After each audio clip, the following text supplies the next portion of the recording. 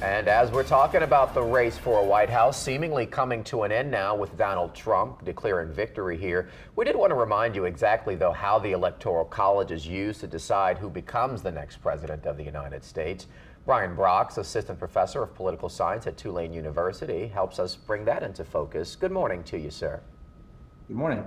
So this, if you're talking about the Electoral College, it was a compromise put into place when the country was being formed. Let's start there.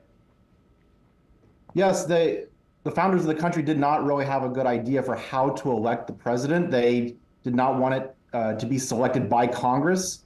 Obviously, on the other side, they didn't want it to be hereditary. We had just had a revolution against a king. So they came up with this new institution where the people would only have indirect access. They would essentially choose state legislators who would then choose electors to pick the president. Now, these days, direct voters pick the electors, but still it's that indirect influence of the public to pick the electors, and that is the counting mechanism by which we select the president.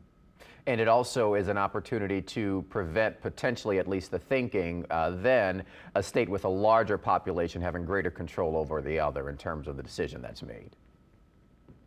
Yeah, there were a lot of debates. Obviously, at the founding of the country, there were concerns between northern and southern states, between larger and smaller states, between more agriculturally oriented versus more trading and merchant-oriented states. So this was the compromise that allowed essentially the founders to guarantee that people like themselves would be the electors, would be able to exercise their judgment in selecting a president, rather than just have the masses in each and every state being the one that directly picks a president. And specifically people such as themselves, putting that into focus, specifically white men. Looking at the numbers, 538 votes needed to secure a victory. Donald Trump standing right now, at least according to the Associated Press, at 277. But this really isn't a story about the juxtaposition, it seems, between the Electoral College vote and the popular vote, because we're looking at Donald Trump also outperforming Kamala Harris in the popular vote, too. Yeah, and for much of American history, the electoral vote would mirror the popular vote. You wouldn't necessarily get a majority, but certainly a plurality. The most votes would tend to be the person who also got the majority of electoral votes.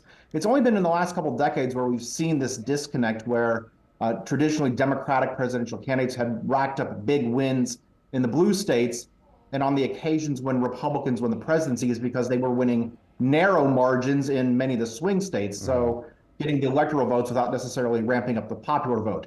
But Trump changed that dynamic yesterday.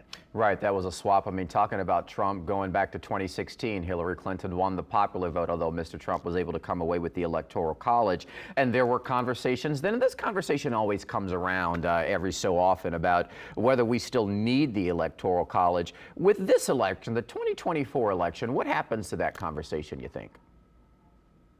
Well, I think it continues. I think there are both kind of theoretical arguments that there's no other democracy similar to ours that uses this counting mechanism. But obviously, when you're on the wrong side of the Electoral College, you try to find ways to reform the process.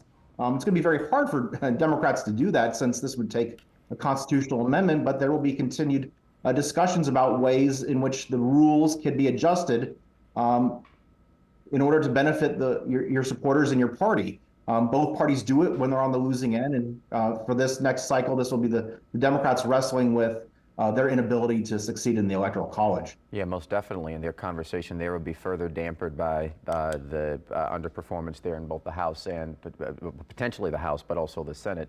Thank you so much for joining us this morning, Brian Brox, assistant professor of political science over at Tulane. Always happy to get your perspective.